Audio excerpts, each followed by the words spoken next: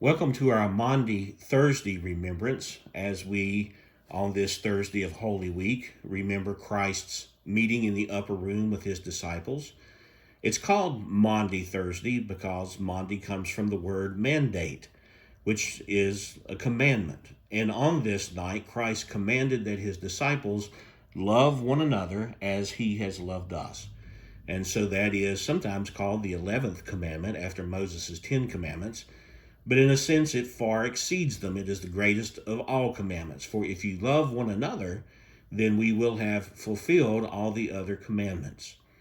But we know that Jesus gathered in the upper room with his disciples on the night right before his arrest, and there he instituted what we know as the Lord's Supper. A famous depiction of this night is Leonardo da Vinci's Last Supper, which you see here. It's found on many church walls and in other places as well. And it is actually based on scripture and tradition. There was a book and a movie here some years back that seemed to indicate that the painting was based on heretical ideas, but it's not at all.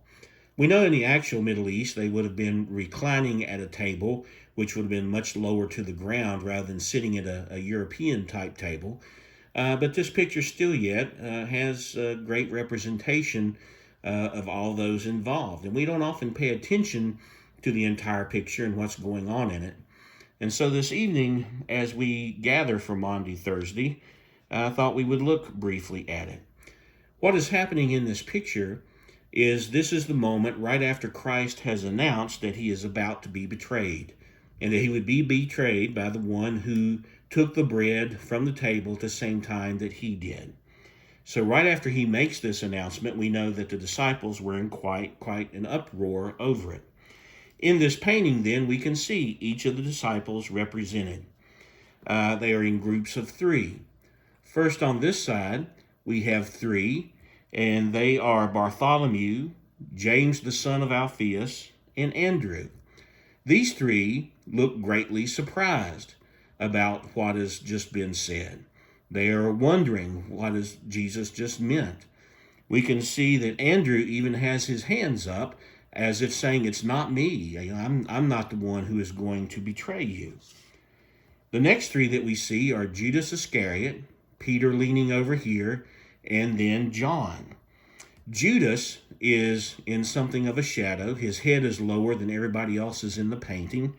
And he also has in his hand a money purse. Whether this represents his position as treasurer of the disciples or represents the 30 pieces of silver that he was paid in order to betray Jesus, we don't know, but it represents one or the other.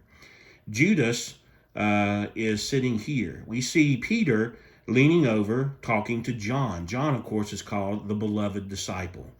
And he is sitting right next to Jesus, as it says in the scriptures that he did. Peter has one hand talking to John on his shoulder, which is a sign that John is beloved. And then Peter, in his other hand, we see holds a knife. This represents that later on in the evening, Peter will be very violent when they come to arrest Jesus and will use a sword to cut off the high priest's assistant's ear. So you can see all this is very symbolic, not only of the moment, but of things to come. Peter is very angry, we can see, and he is asking John, what does Jesus mean by this? John the beloved is, of course, sitting next to Jesus, and he looks as if he is very sorrowful. On the other side of Jesus, we see three more here, and we have Thomas with his finger upraised, James the Greater looking stunned with his arms outstretched, and Philip looking forward as well.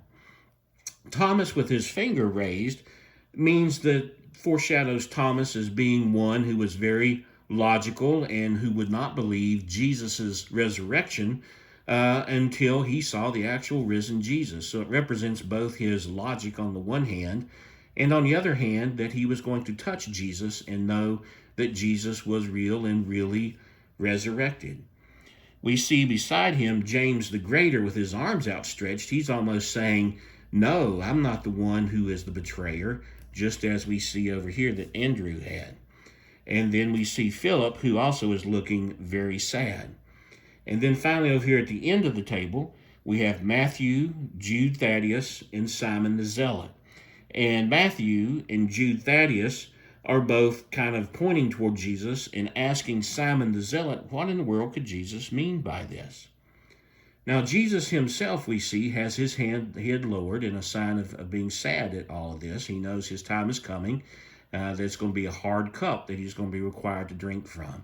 He is wearing the traditional colors of red and blue, which symbolize divinity. We see that the beloved wears a lighter shade of red and what should be a lighter shade of blue here, which is the opposite of what Jesus is wearing, which shows that he's not divine, but he is beloved. And then we see also over here that Judas is wearing blue, but he also has green here, which can indicate, not in all cases, of course, but can indicate treason, which is what Judas is about to perform. When we look down, we see Jesus with his hands pointing toward the bread on the table, as in saying, the one who touches the bread with me, who dips the bread with me, is the one who is to betray. And so when we look over here, we see James the Greater with his hands moving away from the bread, saying, it's not me. But we see Judas with his hand reaching for the bread, just as Jesus is reaching with his hand toward the bread. And so the prophecy is about to come true. Judas, who is shocked that his plan has just been revealed by Jesus, that Jesus would know it, doesn't realize that he is the one reaching here for the bread. Also, we see that Judas has knocked over a salt shaker.